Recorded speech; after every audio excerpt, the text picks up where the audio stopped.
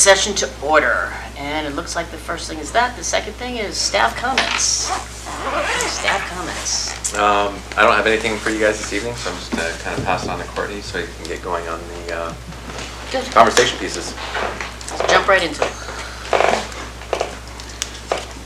Okay, so on your agenda, I don't know why some of the numbers just dropped off. No worries. But I'll just kind of lead you through it. For this first section, the definitions for flag lot, lot frontage, and lot width are on page 10.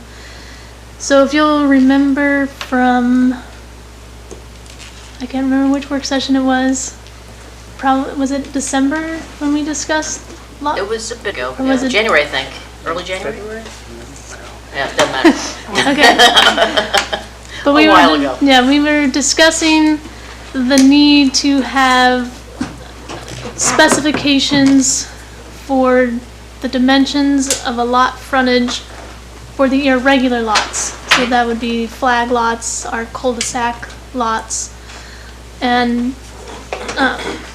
the proposed widths are on page 10. And the place and code that made the most sense to us to add these would be in the definitions. So we've added the definition for a flag lot, which would be a lot or parcel located to the rear of another lot or parcel, the main body of which does not front on a street and is accessed by a narrow corridor. So do all of you know what a flag lot then is? Because I can, okay. You had the dimensions somewhere else though, didn't you? Yeah, I do have so the dimensions then would be specified under the development requirement table, and that's on page 18. Right. So we can look at these two pages simultaneously. Well, page 18 and, sorry, page 20 is the table notes. So on page 20, note D specifies that flag lot shall have a minimum of 15,000 square feet and a 30-foot minimum lot frontage on the staff portion of the lot. So this Okay, would that mean meets the same standard for most everything else that, for frontages and things like that as well. Okay. And when we were reviewing the subdivision for Hilltop Edition, and we had discussions with Doug to verify, okay, what would be the minimum, lot frontage and entrance into a lot that would be required to be able to run utilities in and that sort of thing, and he said 30 feet would be more than enough. Okay. So that's kind of what we're basing the 30 feet on, plus there's 30 feet lots downtown that's plenty of access off the road there. But then having that additional requirement that a flag lot would need to at least be 15,000 square feet total in size. So then that would at least make it so that flag lots, we wouldn't have these tiny little flag lots with tiny little staffs as well. No, I think having that 15,000, I think is a good, a good area that somebody can work with as opposed to just sticking a shed or something small on it and just call it good. Plus the fact that they would be behind other people's lots, having that larger size would then help to prevent maybe conflicts with neighbors. If you have someone behind you, if they have a large enough lot to build their house a little bit further away from the individual in front of them. So that size also kind of helps to eliminate some of those neighbor conflicts that may occur with the positioning of the lots. Are we going to have any instance where it's not in the rear of another lot? I can't think of one, but putting that in there, I didn't want to get in a spot where somebody's like, well, I'm not technically behind somebody, so I don't qualify. But I couldn't really think of a spot. I just wanted to make sure we're not hemming ourselves into something that somebody could In the take advantage of definition? later. The rear is in the definition? Yeah, for the flag lot. Okay. I just wanted to make sure that there. I can't think of a spot, but we're not getting like a large triangle thing, but that's still kind of being rear. Okay. Yeah. And I like the widths too. I mean, I have a 30 lot in sewer in town here, and it's plenty for coming in and out of. Yeah. Yeah, and the 40 is even bigger for cul-de-sac, which is really nice. Yeah. Yeah. Yeah, so the cul-de-sac then would have the minimum of 8,000 square feet and then a 40-foot minimum lot frontage. And right now, if you go back to the definitions on page 10, the definition for lot frontage says that it would be measured along the horizontal distance between the points of intersection of the side lot lines with the front lot line. So I know at our work session previously we discussed maybe measuring, just following the curve of the cul-de-sac lot. But how this definition is worded, and of course you can always change it, this is just proposed definition, but how this definition is worded, it would take the corners of the two sides of the lot so this is, if this was the road, the lot would intersect with the road there, and instead of measuring along the curve, it just measures the horizontal distance between the 2 points. Okay. So that's how we're proposing to measure that distance of 40 Yeah, I like feet. that. It's easy. Yeah, and we know that curve is always going to be longer. Yep. And it is easy for us anyway, because then we can usually just get on Parcel Viewer and at least like click some lines and get some Yeah. really good like estimates that way instead of trying to bend a curve. And it's easy in that people aren't going to be able to be like, well, you know, it's straightforward. Yeah. You can't get around anything. Okay, then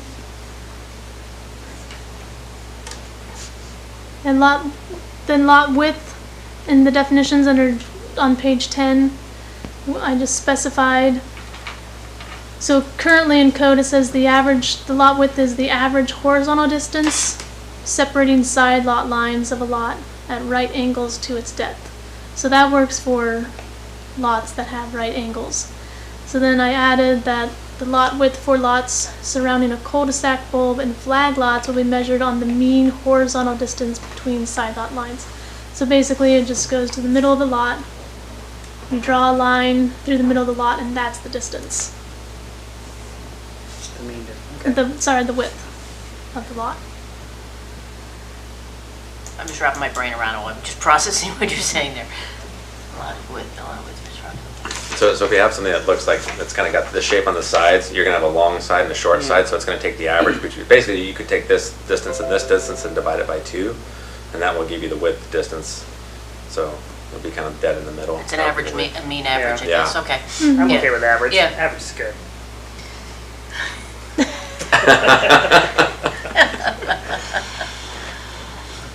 Okay. Do you have examples of that by chance, or do we have, that you might have measured off or have a similar one so we can sort of visualize it, or, Yeah, and I don't want to put you on the spot, but I just did. in the work session where we discussed these, there were pictures. Well, I And remember I can- those, yeah. I was just wondering if yeah. you knew in town, In town specific examples. yeah. Yeah, if it's gonna be a while, don't worry about it. I mean, I can pull up the. It's easier for me to visualize that way. Yeah, so I mean, how do you say that? Latouche Latouche? Circle has a lot of irregular lots up there. I don't know if you can visualize it without, or if you want to look at, or if you have a parcel viewer that you can pull up on your. But we can. Oh, I know where Latouche is, so yeah. Okay. Yeah. So if you pick the furthest lot on that cul-de-sac, Okay. it has the cul-de-sac bulb connection, so the curve there, and then it has four other sides to it that are all irregular lengths. So that one, you would just take the mean distance of the furthest side, just the mean distance there, and then the mean distance on the other side, and then connect that line, and that would be the width of the lot. Okay. Yeah. I don't see any easier way to do that. That's straightforward. That seems to make Yeah. the most sense. Because otherwise then you'd be like cherry picking each time or trying Yeah. to recreate the wheel every time. If you've got a universal standard, I think you're probably in good shape. Yeah. Somebody would say, well, we can do it here because it's easier. Make it a little bigger or smaller. Yeah. Okay, so I think those are the only additions to definitions with the lot frontage requirements. But then if we go back to the table notes on page 20, we cleaned up the language in letter B because, anyway, it was clear, but not clear enough. Yeah, I can see where you bolded that one, and Yeah. that did come out a little bit clearer for everything. And I think is it because it's, the newer section of Seward versus the old town of Seward, and that's why you have a little more, I guess, I don't know what you call it, requirements, because in town it's pretty congested, but out of town you can actually impose some, wider spaces that would meet what your need for those minimum lots. So yeah, just to make sure for those of you reading it, the intent of this language is to specify that, yeah, downtown is going to be a 3,000 square foot minimum with a 30-foot width or a lot frontage. And then north of town, so north of the Seward Highway Phoenix Road intersection, is then a minimum of 6,000 square foot lots and a 60-foot minimum frontage. Lot frontage. Yep. Okay. Then the only other definition that we added is on page 13.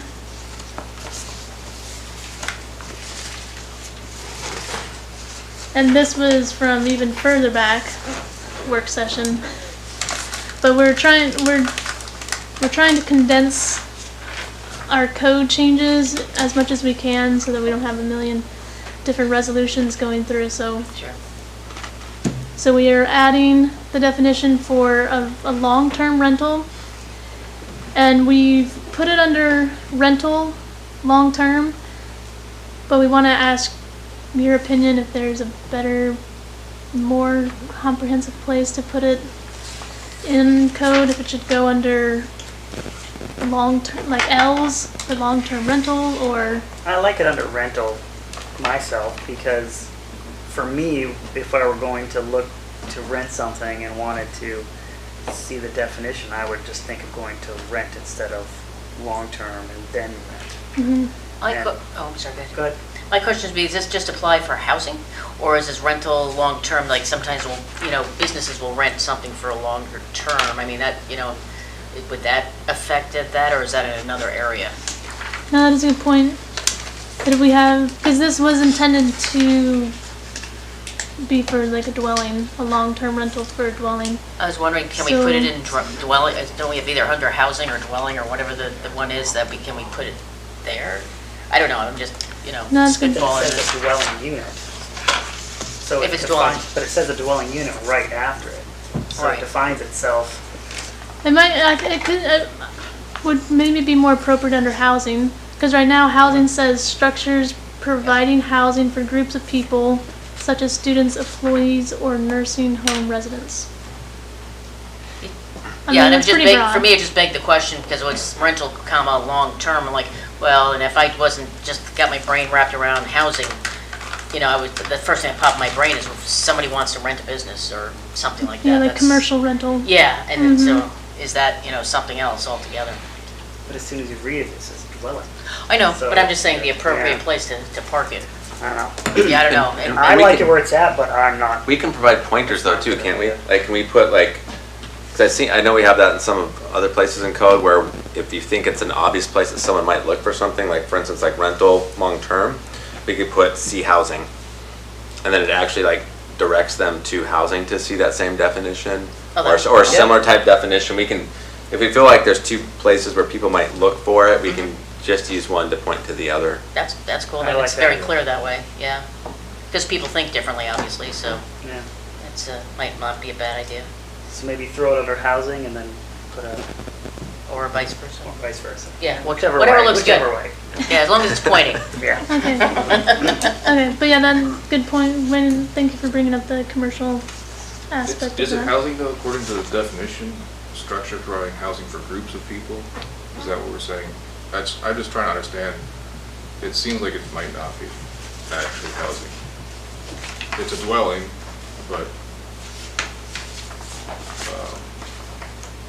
Yeah, because it's groups of people. like housing seems to be its own definition for something else. Like it has to be a group of people.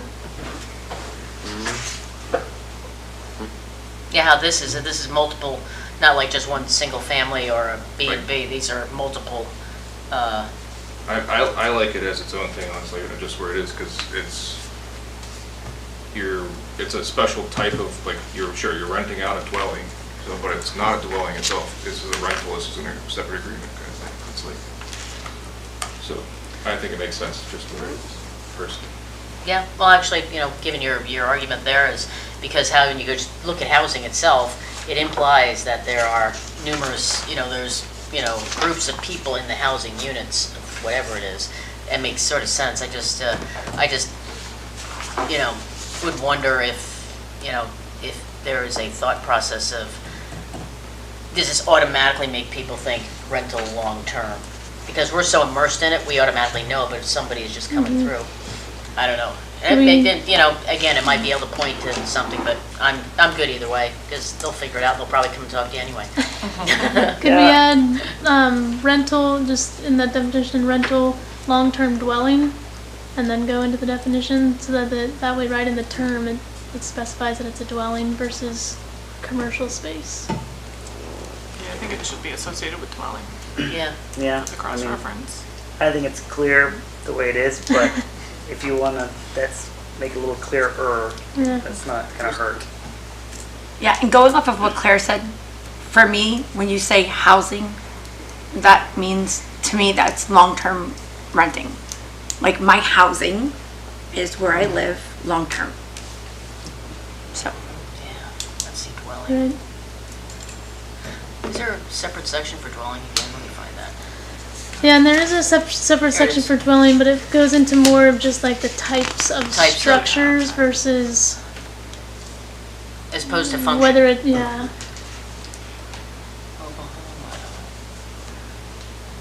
I think it's pretty straightforward how it is. If you add the dwelling to the definition, clarifies it. Because you have unit, A lot comma, more. dwelling unit. And if we wanted it under housing, it would still be rental long-term dwelling. So, yeah, I don't think it would be misconstrued with other housing. So I think either way, either leaving it where it is and adding dwelling to it, or sliding it under housing with the same wording is still clear. Whichever housekeeping you prefer, I think the point is going to come across just fine. Yeah. Okay.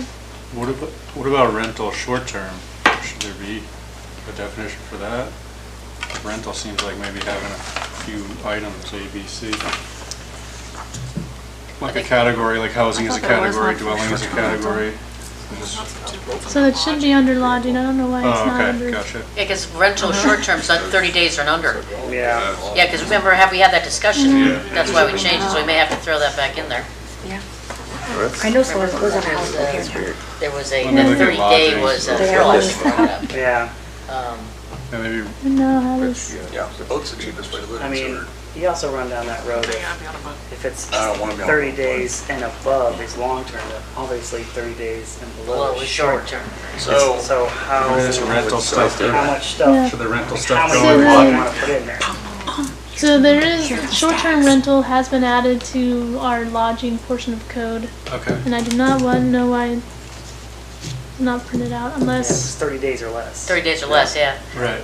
Yeah, and unless I printed this out before the Was it changed? code was changed on. because we've been discussing this, and then once you approve it, sometimes it takes a delay for them, so you never know when it's gonna like hit and show Yeah. up. So that's probably what happened there.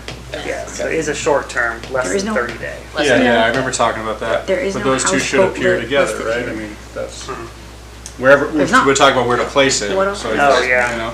And you guys place a pointer on that one. Like that's another place where you could either have that pointer, that Right. rear rack around in that area. Heck yeah. Down by the river. I'd love to do that. Yeah, I think Yeah, I that, think that Bye, would be a good kids. place. Deuces. Because, yeah, so under I try to do that all the lodging, time. I because get lodging them is back. specific Yeah, to there was a periods of Volkswagen less than 30 vans. consecutive days. Right. But I think it could be advantageous to put long-term rentals, direct them somewhere else because, I see. That's where that's where they're gonna look. yeah, individuals will look there probably, but, Maybe a pointer in there. I think think the location is more of a housekeeping thing. More importantly is the wording itself, and I think that's really good. I like the addition of the loaned and leased, and I think the wording is really well done. Yeah, I second that. Okay. Does that clarify or just make things more muddy? No, that's helpful. She'll float it through you again. Yeah. Yeah. Okay, and then on page 18, this is kind of more of a housekeeping change that we can move forward with or not. But in the R1 and R2 zoning districts, our development requirement table right now says that it varies for a lot requirement of 3,000 square feet to 7,000 square feet. But you can have a lot that's 6,000 square feet, so I'm just Tidy cleaning it up up, that yeah. Yeah.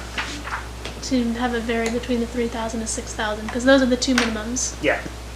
That makes sense. No, totally, yeah. Yeah, the 7,000 It matches is a little up. odd. Yeah. Sorry? That's a good idea. Yeah. Okay. So yeah, those will be all the proposed Title 15 changes that we will bring to you on for our May 9th meeting for approval I at did- that time. I did have one question here, because you have in here the bunkhouse and the dormitory. Didn't we go over this, or is that the next one we're rolling into? Okay. I'm ahead That's of the next one myself, sorry. we're gonna go into. So we're shutting it down. Yeah. I know. Like the whole business. So with the bunkhouse dormitory, we just wanted to look at the land uses allowed table, and those are listed on page 24. 24? Yeah, page 24. But if you look at page 21, that'll have the definitions here for you for bunkhouse and dormitory. So they're very similar, but the definitions are very similar, but the uses still are, and the individuals who use them can be quite different. So bunkhouse, it says, is a building used as living quarters for people such as cannery workers or construction laborers, where shower and sanitary facilities are shared and in which there are no individual cooking facilities. A dormitory is a building used as residential group living quarters for a student body or religious order, as an associated use to a school, orphanage, or other similar institutional use, and does not include kitchen facilities except a group kitchen facility to serve all residents. So, what we want to discuss with you as you look at the land uses allowed table on page 24, as you look at the current zones in which a bunkhouse is allowed with a conditional use permit and a dormitory is allowed outright, are these still appropriate? Or do we need to change the dormitory to conditional use permits? Do we need to eliminate these from some zoning districts? Do we need to add them to other zoning districts? That's kind of what we're trying. I think we discuss. discussed this once before, and I thought we were changing it to those to be a conditional use permit for the dormitories. I thought we Yeah. had discussed that. Yeah, and I think it was one of those, and it was I think an agenda meeting possibly, and we were talking about how they're just, if you were to walk someone into one of these facilities, sometimes there is crossover in their age groups, so if you were to walk someone into one of those facilities, you're like, what is it? And they'd be like, I don't know. And so they serve, and I think Seward specifically, like those age groups tend to overlap, where you have like the age groups of a dormitory for AbTech, and then also to the bunkhouse for like seasonal workers. Those Right. groups are probably very like similar in age. The uses that go on there are somewhat similar. The issues they have with both of those facilities are probably going to be somewhat similar. And so it just felt like if we're looking at it from that perspective, one is, do we need to tweak the definitions at all? But then, and if not, they can stay that way. But in looking at where they're used and how they are, consistency, like having a CUP required for both of them in whatever zone, and also maybe like looking at having some consistencies in the zones possibly, where it makes sense. I definitely would like to have conditional use for them. But is there a way to combine them into one term? To me, they seem very similar. And I may be wrong, but Me too. they don't seem that different. I didn't see the difference between I mean, except for The kitchen. who's staying there. Yeah. No, Kitchen. the kitchen was pretty much the same as far as I Yeah. can tell. Yeah, it's It's, just they using both have a it. centralized kitchen is my Would reading it- of the definition. Would it hurt to make one definition that kind of combines them, so we don't have two? Yeah, I think that, and that's totally a fair question. That's just they're, for many intents and purposes, they're I mean, the same. I feel like we could put them together. Were you thinking conditionals were like for everything combined on like where there's an O here, it could be a C? Like, Well, I was gonna change the definition just a little bit to combine them, and then what did I have here? Hold on a second. And then, yeah. yeah, Okay. just combine them to make conditional across the way, so they're Yeah. four. No, except for No. the fact that That makes But sense. my writing's not particularly well, but very good. But I figured like a building used to house individuals where showers and sanitary facilities may be shared and in which there are no individual cooking facilities. It's kind of just like two sentences out of each one of them put together. And then becomes one and the same. Then it becomes one and the Bulkhead. same. Yeah. I mean, But then you need, so it sounds like we do want to treat them the same, and then you just need consistency is what you guys are asking for how, with the CUPs, because you have these, right? They're different on this table. So then you need to just, so if they're the same, which it sounds like we agree, then you need to decide, where to drop these O's and C's that I see. Jason, what are the cons yeah. of making them this? Everything. So obviously Walls. they're, Let's okay, make they're walls. different She's the for, con. okay, they are different for a Yeah, reason. that makes sense. So what are What is it? the cons I of know. making Okay. them So the it'll be more same? restrictive. Well, for- Yeah, yeah. see, my going towards a housing thought is, what would we residential define, like, what would be the and the institute. the name of this housing structure now? Like, because bunkhouse and dormitory are It would be a common bunk terms dormitory. that people I don't know. that people go to. Yeah, I mean the only thing I But could yeah. think of was employee student housing, but Yeah. then that's I'm not opposed Yeah, I to mean- that. Well, dormitory is Yeah. obviously from an academic area, it's at school, whereas a bunkhouse is 9 times out of 10 out of fishing. Employees. Yeah. You know, And the crossover is like, let's say that you had technically like J1 visa workers are an educational academic exchange. So what do they stay in? Because they're technically workers, but yet they're there for an exchange, and so. And they can't stay in student housing. Right, and so it's one of those things, it's like, So- you're calling it one and the same even though they're, So the con to that would be is that the qualification of an individual to go into them, like the J1s that you're referring to.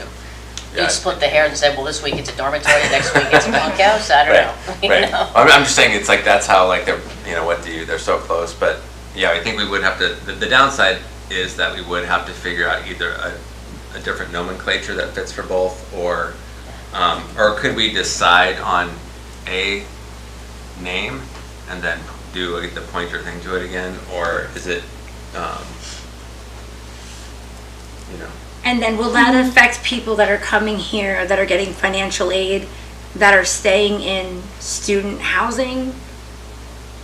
Does it have to be? Would it be dormitory? student housing, like, or would it be like employee student housing? Would that cause a conflict with federal? I don't believe it should. No, because this is. But just a- you don't believe it could, but could it? Well. And that- if we make that determination and then it does at a federal level cause an issue for people that are getting financial aid, then that could cause a major issue for people that are going to school. But the agency giving funding isn't looking at what the name of their housing is going to be. They're making sure that the facility or the institution that they're at is providing them with that housing. They're not, government agencies or universities, they're not looking through our code to see what the name of said housing is. It's, can that facility house you or not? They're not looking at it and saying, oh, it's not labeled, it's not, the definition is not dormitory, so you can't have it. They don't, it's not the. they're not looking I'm at just thinking, like, I know when my daughter was in college in Boston, she was staying on campus, so she was staying in student housing. Yeah, dorms. Yeah, so she had access to different things than if she was staying like off, like, I don't know, I just think we should look further into it to make sure that it's not gonna, in the end, cause more problems than keeping them separate. Yeah, and I Like, if you guys wanna do it, then I'm on board, let's do it. well, But yeah, I don't wanna come back in a year and go, okay, people are coming to school and it's causing a problem for people. That, I'm just throwing it out there, you know? And I think it makes more sense to me to just keep both definitions, but clean them up, make them more specific as to who they apply to, so that they can't be interchangeable. Well, this town is already so used to referring things to either, they're bunkhouses or they are dormitories. The Avtech dorms and everybody else has bunkhouses or something. I mean, we start muddying the waters too much of that. But either, whether we go that way or not, but I just think we need to have a CUP for all of them, depending on what it is. I agree with that. Yeah, and I do think, like, if I'm looking at this, I see, like, in industrial, they allow a bunkhouse but not a dormitory. But what if Avtech wanted to build like another dormitory in the industrial area, because that's where all their welding students and all that type of thing. Absolutely. So to me, like, there needs to be consistency in zoning and uses to some degree. And I would agree too. I think any type of housing type of situation, that if you guys are looking at doing CUP across the board, just because yeah, I think it's I would good to have support review that. those things for Yeah. like parking, Yeah. for just everything that needs to go into that. Yeah. So just follow-up question, in the institutional zoning district, do you still want to require a CUP for a dormitory? Yes. I'd like CUP for all of it. all of them. All of them, absolutely. yeah. It just makes it, It's cleaner. yeah, and it gives us options to kind of adjust things. I think it's a little strange to have housing in industrial, but I can see some instances when it's hard to get away from it, so. So then there aren't any zoning districts you would add CUP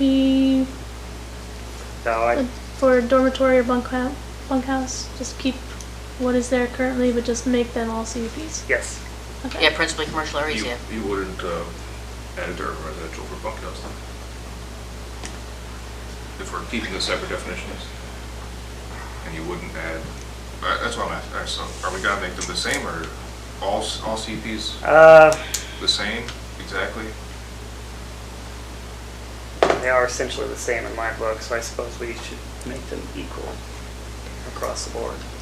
Unless Well, yeah, maybe we should figure out what we're going to do with the definition yeah, first, because if we move towards making the definitions distinct and different, then having them allowed and not allowed in certain zoning districts makes sense. But if we move towards having a meshed definition, then it makes sense to have them allowed by conditional use permit in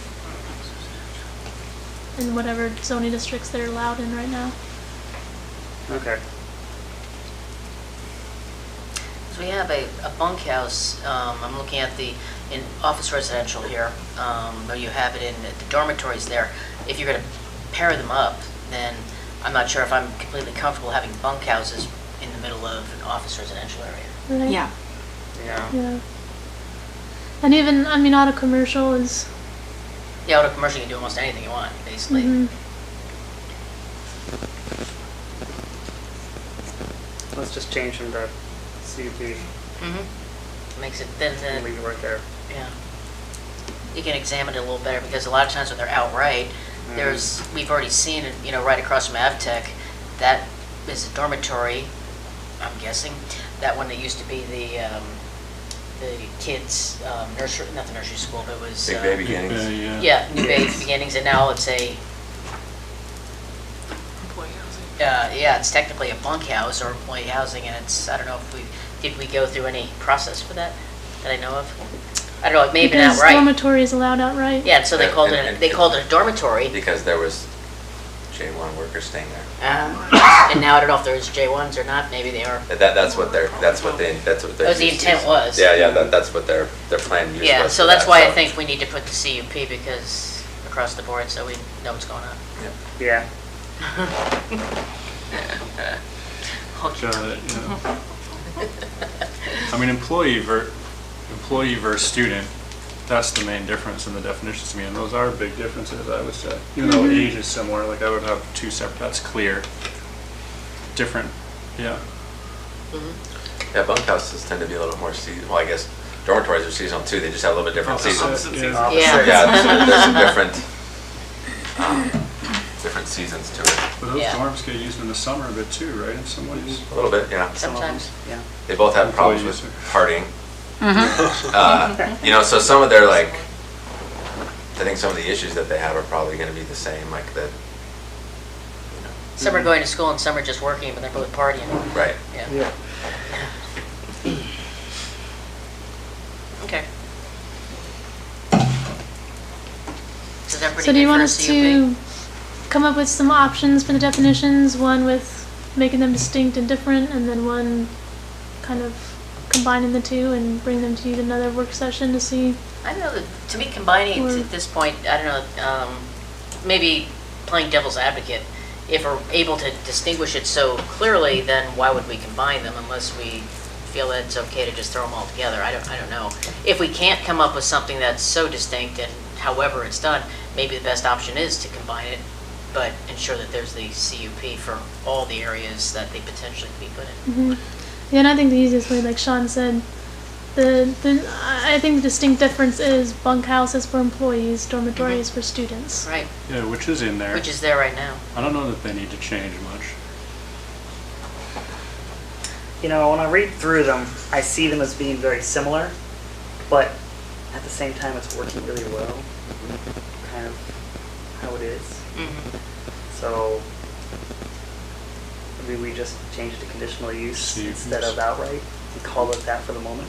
I think that's Yeah. good, because that's what everybody knows, what a bunkhouse is, what the dorms are, and then we just CUP everything, and then we got control. Yeah.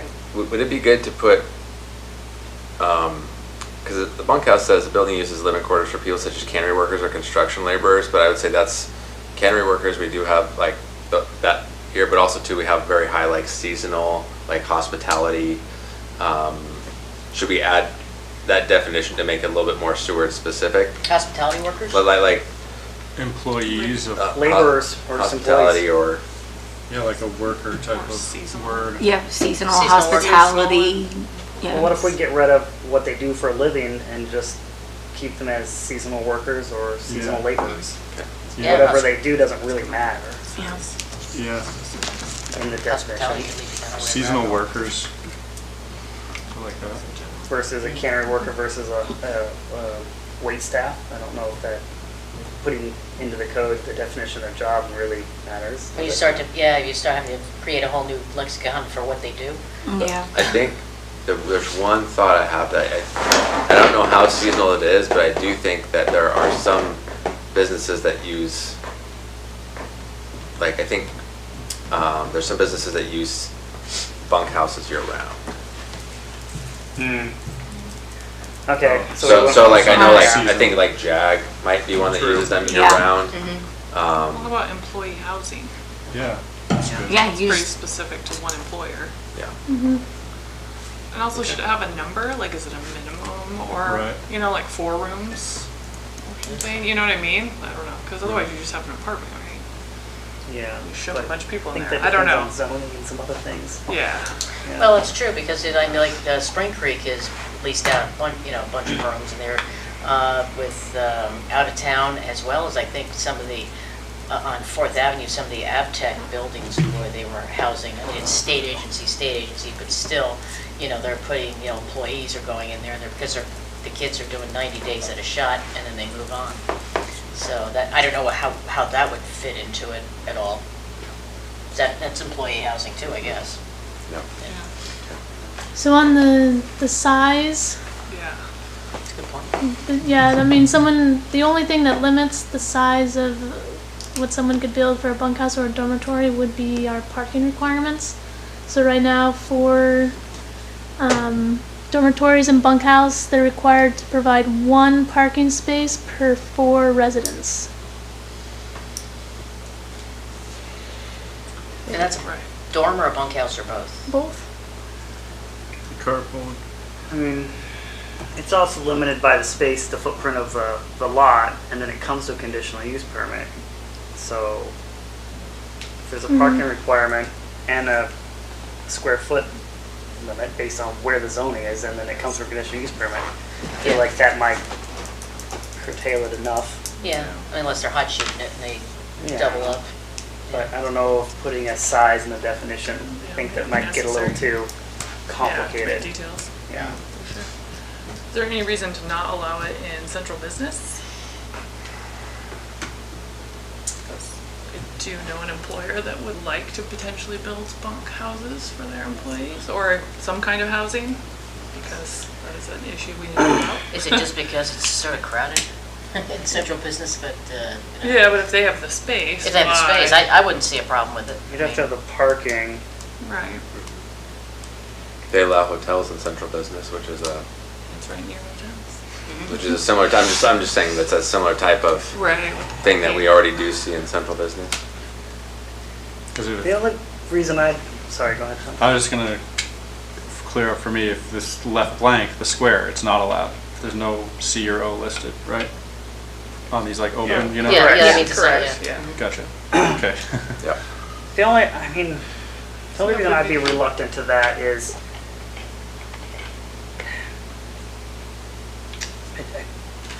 I don't know.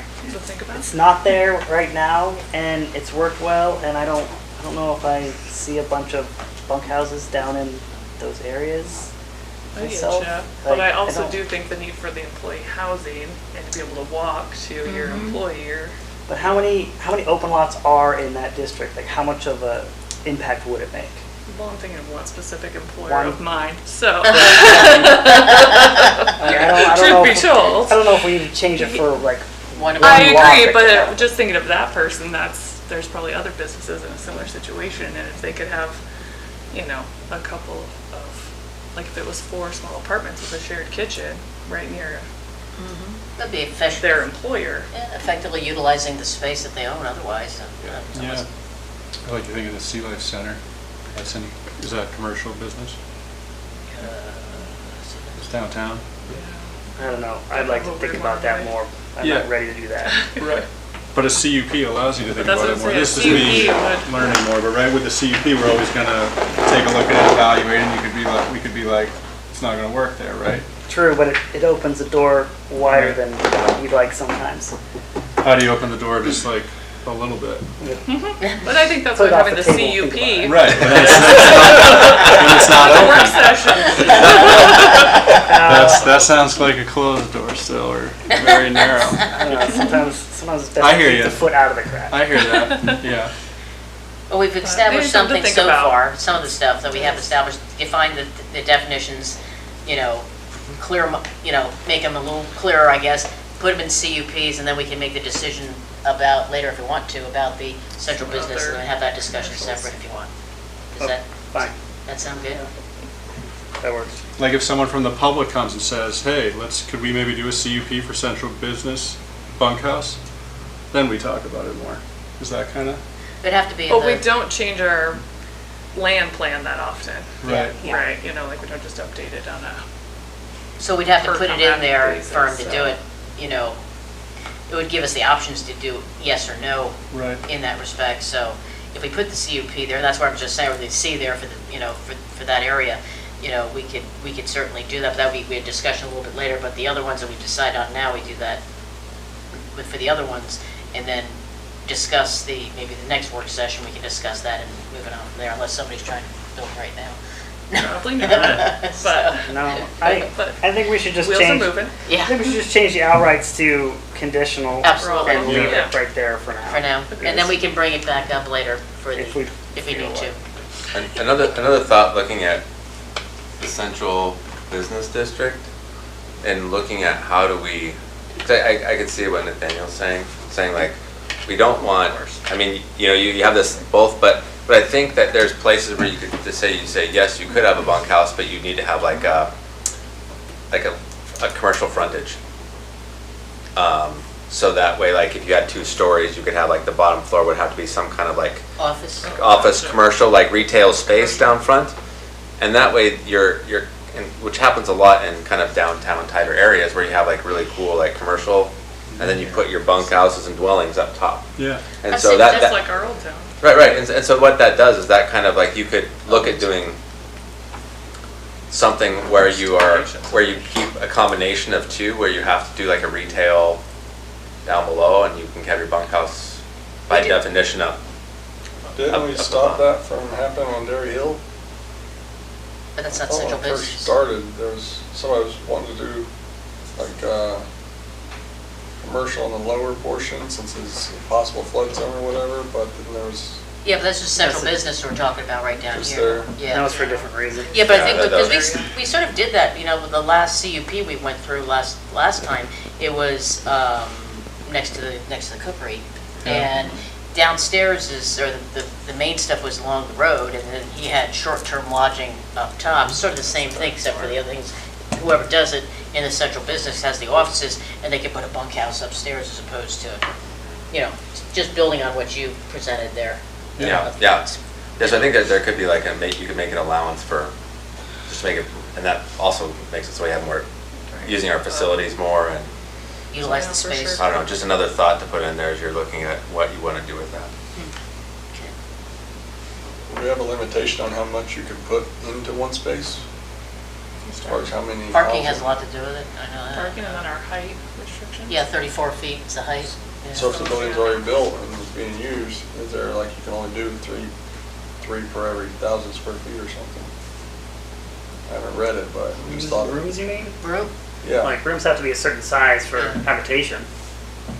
There's a limit for fire code, and then we also have one for those small. So So you can do a From- studio, so 500 square feet. Yeah, That's that's right. what- That's our But smallest. then everyone has Those to little have, tiny- we if call they don't all studios, have a bathroom and they don't all have, so Uh-huh. they shared bathrooms and shared kitchens. So that makes it more the bunkhouse. Yeah, the It's more bunkhouse. bunkhouse. Yeah, that goes into that definition.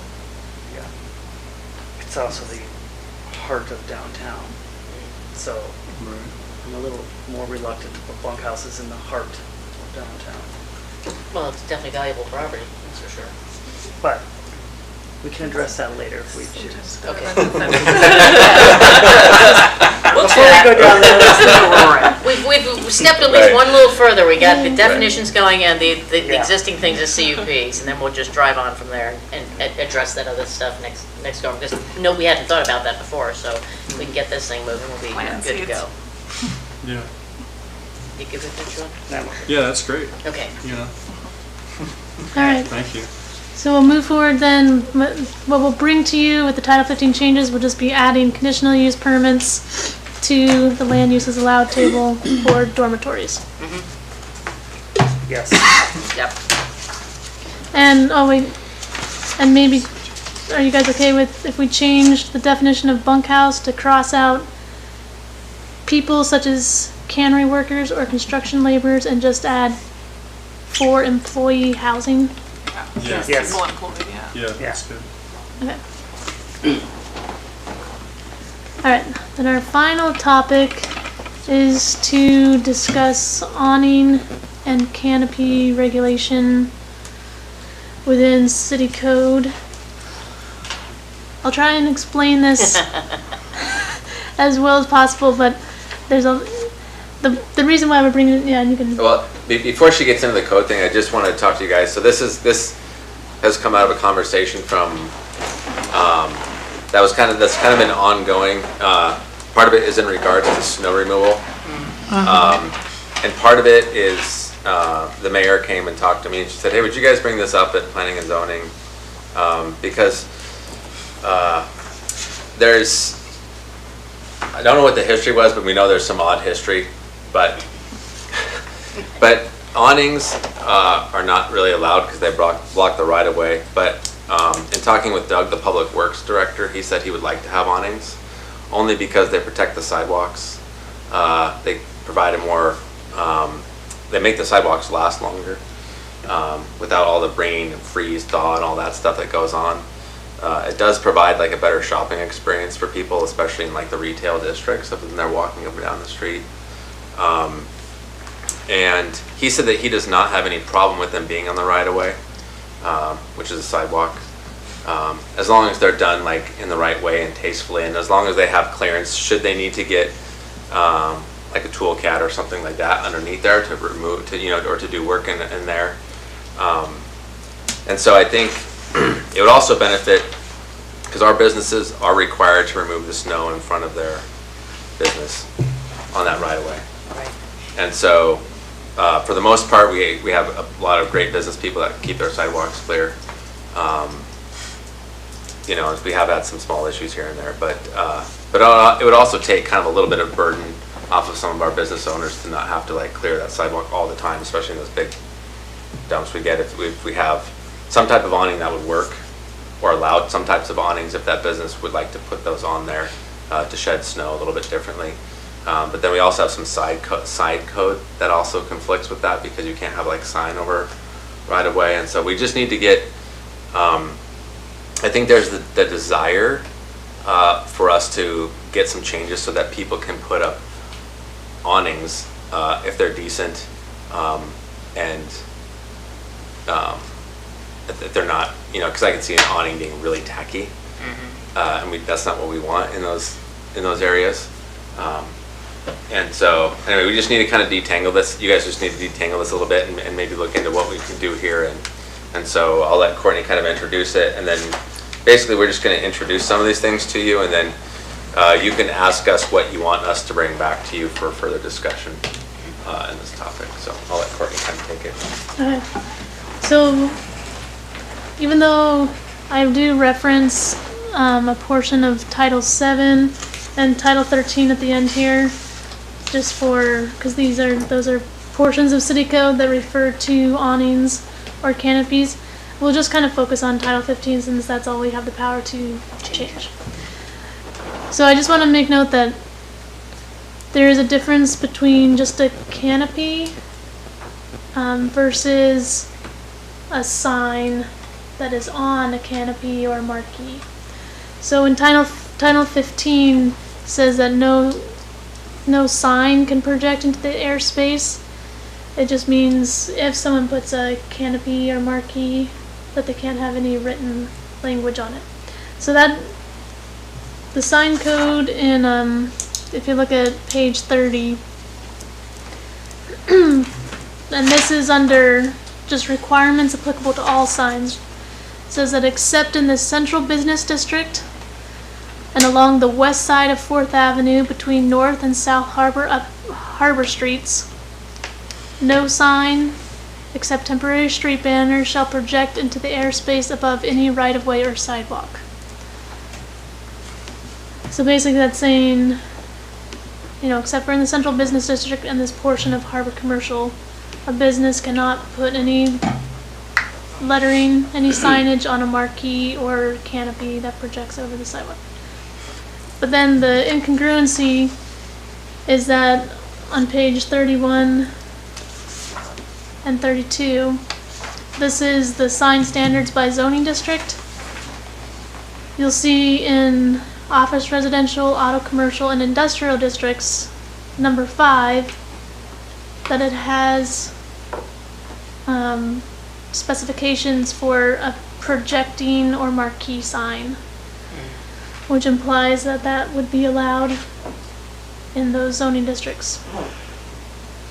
And then and then it shows the specifications for the central business district and the Harbor Commercial District, which that's congruent with the requirements applicable to all signs section.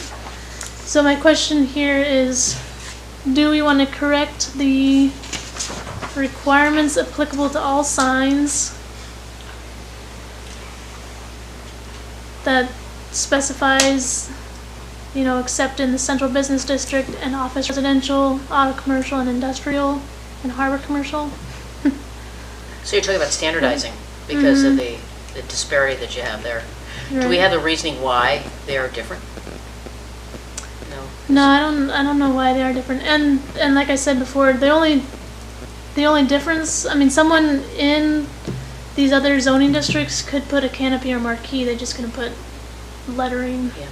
wording on their signs. I'd like to see us have awnings. I mean, we do have awnings, but I'd like to make it so that the downtown central business district, because they're most common down here, and then also in the harbor district can do the awnings, but engineered awnings that don't have lettering on them, preferably non-canvassing ones, like a structural awning and then a sign above it. I think that's the way to go myself, because it just looks classy and it keeps, like you said, all the weather off and a better shopping experience. And I don't think that awnings with signs plastered, or letters plastered across look particularly nice when you can put it just above it. Right.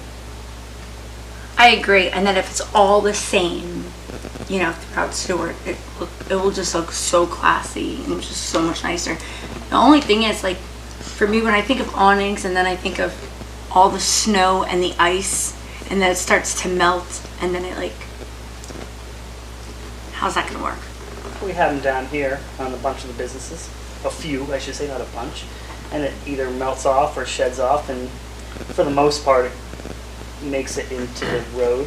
But if someone's standing underneath, if like someone just happens, just saying, if someone's walking past and it like falls on top of their head, who is responsible for that? Is that a lawsuit against the city? And I'm just asking because we had a meeting the last time we were at the library and I was watching out the window, and as I'm watching out the window, I'm watching these massive things of ice just slide right off the building across the day, and they're just like dropping. And again, I haven't been here very long, so this is like amazing. And I was just like, what in the heck is happening here? So if someone's walking past, then they're not paying attention, and like these massive, like, is this something that like someone's gonna come through and kind of like, you know how they do off buildings, how they like clean the snow off the buildings? Is that something that's gonna be kept up, or is that something that's gonna be like, oh, sorry about your luck, you just got like knocked out? Go ahead. Most people walk under the awnings, and so it keeps the snow off of them. Yeah, But realistically, that applies to any roof anywhere. yeah. So I don't think that's anything you can manage, because every structure is going to have, unless it's a flat roof, is going to have something coming off of it. Yeah. So that's, I mean, And I think if you were to require an engineering on those awnings, they would probably take into account, yeah, we live in a place that gets X feet per snow. We need to be able to shed snow and not carry too much weight. Yeah. And if hopefully they would make it so it sheds snow, like any little bit, it's just going to shed a It's just small gonna amount. automatically come, Something like like that, an A-frame kind of thing, so it would automatically just come off. Yeah. And in Title 13, referenced on page 35, does specify that any canopy or roof that is constructed within the city exists without liability on the part of the city. Okay. So it is, and that portion isn't in our code, but it is in city code. Okay.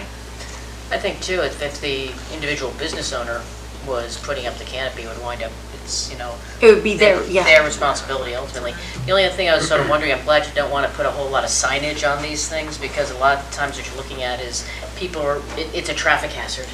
It's like, remember we were doing the murals, the walkable murals and stuff like this. You couldn't put certain colors on there, you couldn't put letters on there and everything else like that, because they were concerned about people watching the road and potentially run into something or run into somebody. So that was the thing. So if people are watching too much, I think that potentially could be a problem. So if it's above, or it's not just flapping in the breeze, or however these things are engineered, it's a little bit more, tastefully done and not so intrusive, then maybe it might be better, because I think it would look good to have it. But just having too much narrative or verbiage up there might be potentially a challenge. Yeah. So do we, with that input, do we want to eliminate signage on marquees and canopies in all zoning districts, or just make it clear that it's just allowed in central business and that small portion of harbor commercial? personally, I don't like signage on awnings. in any zoning Is there district. any signage on our existing awnings then? I think so. Yeah, I pulled up a Walking, saying, picture look of at that downtown. built Structure above there. Yeah, There's- structure. boxes above it. It looks like the Alaska, Alaska shop shop. has some signage. On like the brim sticks out and they have Yeah. stuff that just runs right Little along that small- like Yeah. cap plate that Yeah. goes in the front. The Harbor Street Creamery does. The Chattermark technically doesn't because that's part of the. They have the orcas on the shingles, Yeah. and then they have a sign of above. Jaffa does not. What about- Apollo's. Apollo's has some. Non-conforming. Well, so does who is this one right here? This is that the C-beam. Oh yeah. C-beam does, but there's just a little one that comes out over the door, but they do have. The non-conforming would stay where they are. It wouldn't be, Well, it wouldn't be any issue to the people. Yeah, I'm just- just be not, yeah, I'm yeah. just arguing the counterpoint, are any of them ridiculously ugly right now? No, I think so. I don't think so. far. So, I mean, well, if, we're batting 100, I don't know. if we wanted to put down, if we wanted to put awnings up, and they can put their sign on the awning, even though we may not necessarily love the idea of a sign being on the awning, they're getting 2 for 1. They get a sign and they get the awning. And if it's an awning, it's gonna be commercially made, so it's likely gonna look pretty good. I'm with you, I like a sign over awnings, but if you're allowed to make a sign with your awning, then now you're That's getting, signaling awning, right? you're kinda getting 2 for 1. They're gonna get a Yeah, you're right, it's couple probably- $1,000 sign Advertising and and- awning. Sidewalk. So it's gonna give us, but then it'll be more likely to happen. Well, And if somebody's already got it, now it's like, why would we tell them they can't do it also? I That's would, all they have. yeah. I would just say, let's say they can have their awnings, and then let them, if they choose to put a sign on it, which is likely what would happen, it would look good, and if they don't, if we don't address it, they're less likely to see it to do it. And is it gonna be individual buildings, or is it just gonna be something that's just gonna go down? individual No, buildings. individual building, it'd be Individual up to the property owners to be able, or the building owners to be able to do that. And we were just looking at another thing, we were looking at Robbie's place, Edward Jones there, and they have like the building, like it hasn't, but he doesn't have any other place on his building except to stick it on the awning, to stick any signage on there. It might be a good experiment just between now and the next work session, or whenever we talk about this again, is just to, you guys to go look around And see the what- town and yeah. see what you think, and maybe find like examples of this is a tasteful way of doing something, or this is a distasteful way, or this is, I mean, really that's kind of like what you guys want to see in the rest of your town is kind of what you'll come up with here. Well, I'm leaning towards, I would like to see awnings that don't have verbiage on them. The non-conforming, if we did it, all the rest, what we have in town would be non-conforming. So it wouldn't be any burden on anybody, business owner now. But in the future, if somebody chose to build an awning, then they'd have the options, they're choosing to build a new awning, they would have the option to put the sign above it. And it looks better above it than on it. Yeah, unless We're they not have gonna be, that. we're not gonna be dealing with an awning that's already there, and they're like, oh, but I wanna put, we're not bothering anybody, or adding any undue strain or stress to anybody. But if a new business wants an awning, we have the choice now and the opportunity to help them create a good-looking awning that makes the town more functional and attractive versus potentially opening a box of. It don't matter Yeah. to me. I think it's gonna look good both ways. I'm just looking as if I had that business and I wanted to put up an awning, I can maximize my finances by making it advertisement at the same time as comfort for the customers.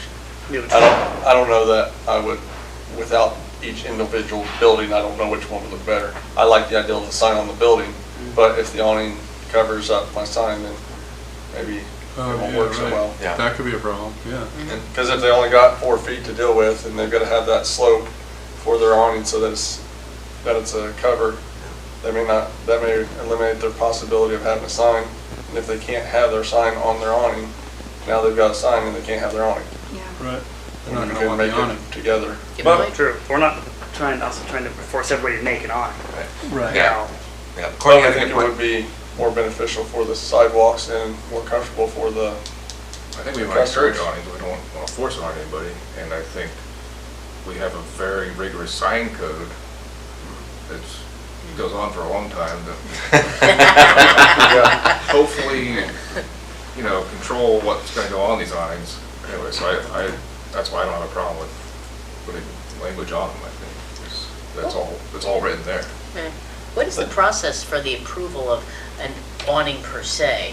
I mean, is that, a whole lengthy process like a CUP, or how does that, or do we just establish a standard and this is what it needs to be like? Because it would be great to have those awnings. I mean, it protects the sidewalk, protects people and all the rest of that good stuff, but, is there some people come up with some pretty unique awnings. Yeah, it would be they would have to go through the building department Okay. to be able to mount that to the building, approve like the structure and they usually require stamped engineer drawings for that kind of stuff. Oh, And okay. then, so on our part, we would probably do some kind of review as far as if you did allow content of any kind on there, they would have to if sign code applied, then we'd have to do the square footage thing and all that type of thing, right? So that's kind of, in general, that's to answer your question. And then, Courtney brought up a couple of good points too, is that if, as a pedestrian walking underneath, you can actually have signs, as long as they provide so much space between the pedestrian's head, I think, and walking underneath there. So they can still have pedestrian view signs that way. Okay. And then there's also, we don't want to forget that there is the variance procedure. So let's say someone had a building that was an oddball thing, or I can't do anything because I'm caught between these two spaces. They can always apply for a variance, and we can look at a variance type of situation for if there's exceptions that we just can't account for, because we do have a lot of different, as you know, our building types down here, it's like a patchwork because it's burned down so many times and all that type of thing. And so we do have the variance process if someone needed to try and get their way through code. Sure. Well, does that clear things up to continue for the next one, or do we need to? Clear as mud. Yeah. Well, I do think it would be helpful for us, for you guys, when we bring this, we'll come up with some of the things on our end and creating some consistency drafts. But it'd be helpful for you guys to go out and look around and think about what, this is a good example of why we should do something or shouldn't do something, and so we can have some, or this looks really tasteful, or this looks distasteful, and this is how it could become tasteful, or something like that. So that way we have a better understanding of what you want these to look like. We're all in agreement, though, that I think that awnings would be a good deal. Yeah. So at least we got that. Yeah. Yeah. Yeah. That's. So we're going to come prepared next work session on what good ideas and bad ideas are. Yep. Yes. Did we cover awnings? I had a question about something further up. Did we? I saw it in here. We're rechanging I see in bold it's off of awning, so I didn't want to leave unless we're done with that. But on page 25, the rental long term, it's in bold. Are we discussing that? On the land use allowed table? yes. Yeah, so the option here, do we add it to the land use allowed table just to make it clear where long-term rentals are allowed, which is, it's essentially allowed outright everywhere that a dwelling is allowed outright. So, we can put it in the land uses allowed table to just make it clear that this is where long-term rentals are allowed, or just refer people to where dwellings are allowed. It's up to you. Yeah, I think we should put it in the table. I've had a couple people ask me where they're allowed, and it might be nice to have people the opportunity to flip through and be like, oh, they're right there. Question I had about it was, do we want to make that a conditional use permit? I'm always weary about people living in industrial zones. I'm not saying they shouldn't, I just don't know if we necessarily want to No, I agree. just Yeah. outright it, because those typically are places. So the reason business. why it's Yeah. allowed outright is because a dwelling an apartment in a commercial building limited to one unit is allowed outright in the industrial zone. So if one apartment unit above a commercial building is allowed outright, then you can't really make it a conditional use permit to then have that Yeah, be okay. rented out long term, you know? Yeah. Okay.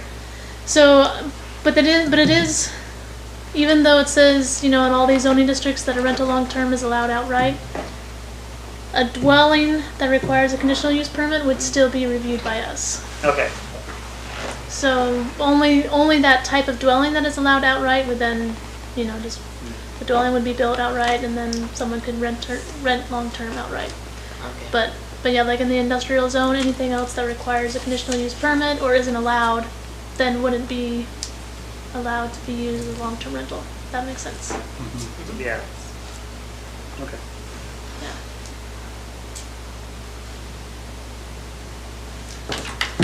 What else we got? Yeah. What's next? That was everything on the agenda. I have just one quick question. You have, because as you know, what I focus on, you have cemetery, right? In here, in the land use table here, right? And the other thing is, you have no definitions of cemeteries. And I know we talked about it very briefly about some time, and I don't know if there are, because I'm like, okay, you can put, people in all these different areas, but, we don't have a definition of those things. And I'm thinking, should we up in all our other definitions, or should, are they specialized, or are we going to consolidate all these different definitions in different areas to one lexicon, or I don't know. Yeah, It's just- so we're gonna bring that before you, and just as a general larger conversation where we have the comprehensive plan, which is this overarching document, or that's actually the muni land plan rides underneath that. And we actually have a cemeteries master plan that has not been updated since I think the 80s or the 90s maybe. And so we are going to bring that before you this year as well, just to have you guys get familiar with it, because cemeteries are obviously very important to us, and we have lots of different stakeholders in it. But it's not in Title 15 because, and it should be, or portions of it should be, because Title 15 usually applies to non-public property.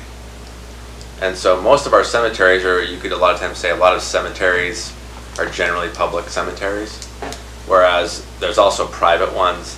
And so the chair pointed out that we've kind of recognized that we don't have that. So we actually do need to introduce some language that's in a future work session. What we'll do is when we look at the cemeteries master plan, but we'll need to introduce some language into Title 15 that either points to Title 7, which I think is public property. Yeah. But we have a whole space in there that talks about cemeteries. We need to update that as well. And really, we need to look at treating public cemeteries and private cemeteries like the Legion, Pioneers, those types of things, and have the exact same regulations as far as things like burial depth, spacing, and all that kind of stuff. So we have a uniform code for both our public and private cemeteries, which we do not. We do have some kind of, our application has some guiding regulations in there, but we do want to create, it's got to be more robust because obviously people have been doing things because we don't have solid guidelines. And so to answer your question, we do need to, that's something that we'll bring before you guys, so that we can recognize both our public and our private and have kind of universal guidelines and regulations for both. It sounds like an odd question, but it's just, the history that's happened on some of these things, and it could, especially where, as you know, a lot of the surveying people are just trying to get basically your mind wrapped around where everybody's planted, and how thick people have gone in. Mm-hmm. We just need to standardize that a little bit across the board, whether it's private or public. Yeah. Would it be appropriate if I send you guys the, we are going to look at it in the future at some point in time, but just give it to you in advance. We do have the cemeteries master plan from like the 90s, just to send that to you guys so you guys can have a hold of what that looks like. It's not massive, But it does have a lot of really interesting history around it that shows how the cemeteries came to be. It's great. And yeah. where people got moved. And so we will be reviewing it. We need to keep that history piece to it because it's got a great history to it, and then we need to kind of add our own things to it. And then we'll kind of get those regulations set up as well as part of that working on the greater comprehensive plan. Yeah, thanks. Appreciate it. Yeah. I'm not trying to be morbid, but if we set guidelines, right, and we set guidelines that say the depth has to be 6 feet, like, period, that is what it has to be. And you go back and you're like, well, we have X amount of people that were only buried 3 feet. And if we have a massive flood, or we know that if something happens, we're gonna have like a Louisiana kind of issue.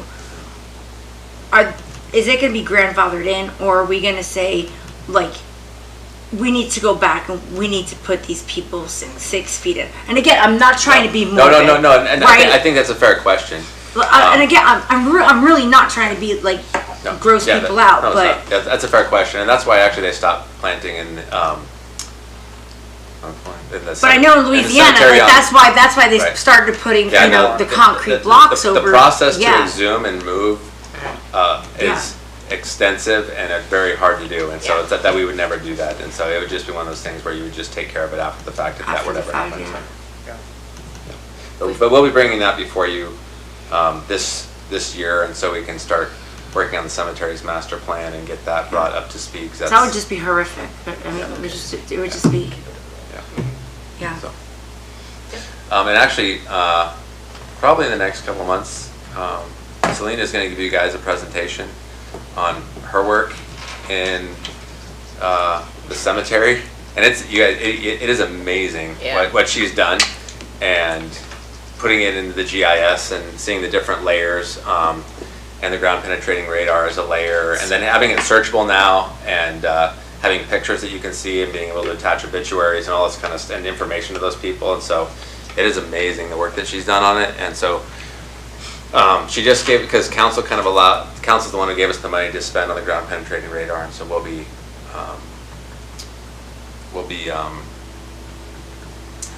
wanted to present to them, and so she presented them just not too long ago, and she'll be giving that to you guys sometime in the future here, which is really great, and she'll put it up there, and it's fantastic. So when we kind of bring all that stuff around. Yeah, kudos for all that work you've done. That's awesome. Phenomenal stuff. Yeah. Good. Yeah. Are we done? Think so. Anything else? No, yeah, so at our May 9th meeting, you can expect these Title 15 changes, just the lot frontage, those couple definition changes, bunkhouse, dormitory. The awning stuff that we discussed, this was just like an introductory, so they might have another work session or two before we bring those changes forward in resolution. I think people who may have watched this or are aware of it with their thought process on those may bring added ideas to us anyway in future work sessions. I think be pretty beneficial. Yeah, thank you. Okay, thank you. We're adjourned at 7:18. Go. Thank you.